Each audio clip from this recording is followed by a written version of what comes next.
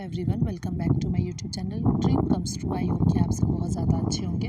आप सबको पता है कि CUET UG का जो है फॉर्म ऑलमोस्ट फिल हो चुका है और जो है करेक्शन जो भी है वो अभी चल रहा है।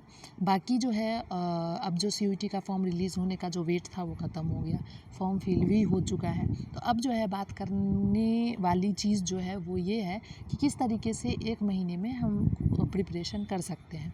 तो आपके पास अप्रैल से लेके मई तक पूरे एक महीना है। उस एक महीने में आप कैसे प्रिपरेशन करते हैं, इस बात पे आज हम चर्चा करेंगे। मेरी जो समझ है और मेरा जो एक्सपीरियंस है, क्योंकि मैं भी CUET PG UG की एस्पिरेंट्स रह चुकी हूँ, तो मेरा जो एक्सपीरियंस है वो मैं आप लोग के साथ जो है शेयर करती हूँ। तो सबसे पहले मैं बात करूँगी कि आपके पास पूरे एक मंथ है। उस एक मंथ में आपको क्या करना है। तो सबसे पहले स्टेप 1 ये है कि आपको सब्जेक्ट सेलेक्ट करना है। इट मीन्स आप कौन सा सब्जेक्ट चूज़ किए हैं, आपका सब्जेक्ट कॉम्बिनेशन क्या है। एक स्टूडेंट के पास 5 से ज़्यादा पेपर नहीं हो सकता है, ठीक है। 3 आपके डोमेन्स होते हैं और एक आपका जनरल टेस्ट होता है, एक आपका लैंग्वेज टेस्ट होता है। सो आपको पहले ये चूज़ करना है कि आपको आपका सब्जेक्ट क्या है। फिर आपको स्टेप 2 जो है सिलेबस लेना है। सिलेबस जो है आपको CUET UG के वेबसाइट पे इजीली मिल जाएगा। अगर आपको नहीं पता है तो आप कमेंट सेक्शन में कमेंट करना, मैं आपको बता दूंगी।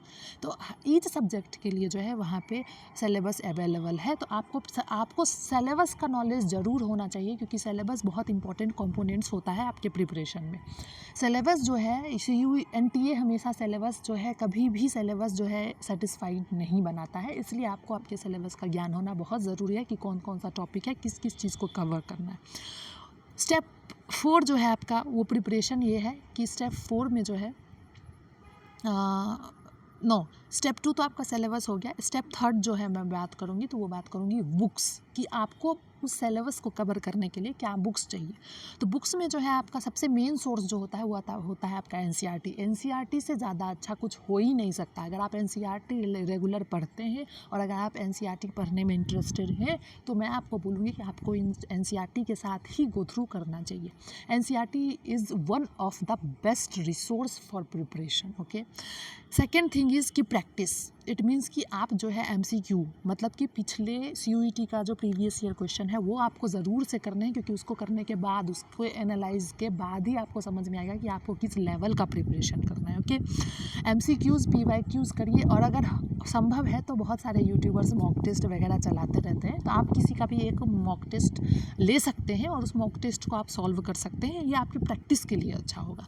तो कैसे करना है ये मैंने आपको बता दिया। अब हम 4th स्टेप की बात करेंगे, जो होता है कि प्रिपरेशन आपको क्या करना है। तो अब आपको पता चल गया कि आपका सब्जेक्ट क्या है, फिर आपको पता चल गया कि उस सब्जेक्ट का सिलेबस क्या है। अब सिलेबस के लिए बुक्स रिसोर्स क्या है, रिसोर्स भी आपको पता चल गया। अब उस रिसोर्स को कवर कैसे करना है वो आपके प्रिपरेशन के अंदर आता है। प्रिपरेशन में आपको करना कुछ नहीं है। सबसे पहले ये है कि आपका इस 3 डोमेन में, सब्जेक्ट के 3 डोमेन में, मतलब इस 5 पेपर में आपका कुछ तो ऐसा होगा ना जो आपके लिए ईजी होगा। मुझे देखिए, हर एक स्टूडेंट में इंडिविजुअल डिफरेंसेस होते हैं और इंडिविजुअल डिफरेंसेस के कारण ही हर एक आदमी जो है डिफरेंट एस्पेक्ट्स में बेहतर होता है। हो सकता है कि आपका बायोलॉजी अच्छा हो तो किसी का मैथमेटिक्स अच्छा होगा, किसी का फिजिक्स अच्छा होगा, किसी का केमिस्ट्री अच्छा होगा। तो आपका जो सब्जेक्ट डोमेन है उसमें से सबसे ईजी चीज़ जो आपको लगता है उसको आप पहले पीछे छोड़िए। सबसे पहले जो हार्ड चीज़ आपको लगता है उसको आप कवर करिए, ठीक है।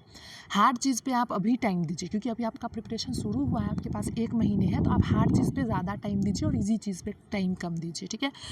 तो आपको क्या करना है कि जनरल एप्टीट्यूड और टेस्ट पेपर लैंग्वेज के लिए जो है आपको हर एक पेपर के लिए जो है, इजी पेपर के लिए आप एक डेढ़ घंटा शेड्यूल बना लीजिए और हार्ड के लिए आप 2 घंटा पर डे शेड्यूल बना लीजिए। और इस पूरे एक मंथ के जर्नी में जो डेडिकेटेड होकर प्रिपरेशन करेगा उसी को ड्रीम यूनिवर्सिटी मिलेगा, ये श्योर है। Okay, so no delay, no laziness, dedicated होके पूरे एक महीने पढ़ने हैं।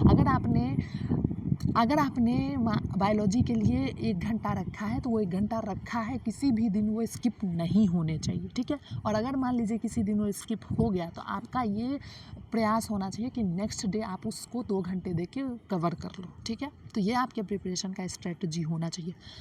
टॉपिक्स कवर करने के साथ साथ आपको उस टॉपिक से रिलेटेड PYQ को सर्च करना है और उसे भी कवर करना है, ताकि आपको पता चलेगा कि उस पर्टिकुलर टॉपिक से आप क्या लेवल का क्वेश्चन आता है। ओके, स्टेप 5 जो है प्रैक्टिस के अंतर्गत वही आता है कि आपको जो आपने जो पढ़ा है उसके रिलेटेड PYQ आपको सॉल्व करने हैं और रोज़ सॉल्व करने हैं। मॉक टेस्ट आप लीजिए, उसको रोज़ सॉल्व कीजिए और इस 1 महीने में जो डेडिकेटेड होकर पढ़ेगा उसी को अच्छा कुछ भी मिलने वाला है। ये मेरी एक्सपीरियंस बता रही है। इसलिए प्लीज़ 1 मंथ आप लोग डेडिकेटेड होकर पढ़ लीजिए।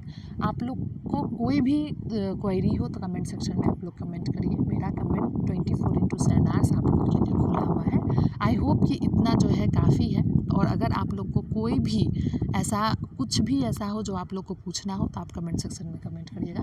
अगर मैंने जैसा बताया है, अगर आप उस चीज़ को फॉलो करते हैं तो आपको DU और BHU आराम से मिल जाएगा। इसलिए आप जो है पढ़ने पे ध्यान दीजिए। एंड मिलते हैं नेक्स्ट वीडियो में नेक्स्ट अपडेट के साथ। और अगर ये वीडियो इन्फॉर्मेटिव होगा तो प्लीज़ गाइस इस चैनल को लाइक एंड सब्सक्राइब ज़रूर करिएगा। Bye bye.